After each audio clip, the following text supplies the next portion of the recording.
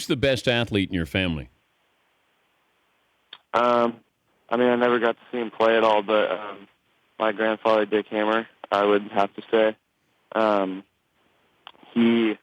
Sadly, he passed away when I was 2, so I never really got to remember him or see him play anything. But he went to USC, didn't he? Yeah, he went to USC. He played volleyball and basketball. He was a stud. He played in the '64 Olympics in Tokyo. He played volleyball, and yeah, he was a stud. And there's a story about him. My dad told me a story one time of him. They were playing basketball against each other one-on-one. Gramsci, we called him Gramsci.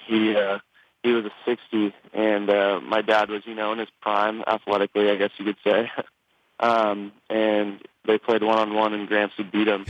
He was shooting jumpers and posting him up like it was nothing. So I like that. Yeah, he was a stud, but I guess even a greater dude. Was he an actor? Yeah, he had a show. He was on Emergency, I think it was called. He played the captain, Captain Hammer, and then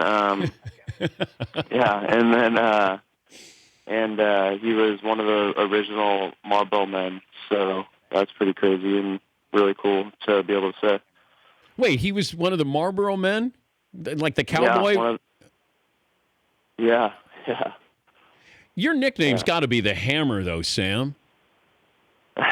Right? I mean, Captain Hammer.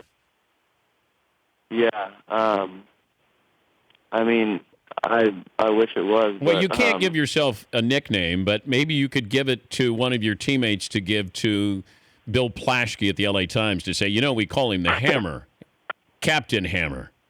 What do you think?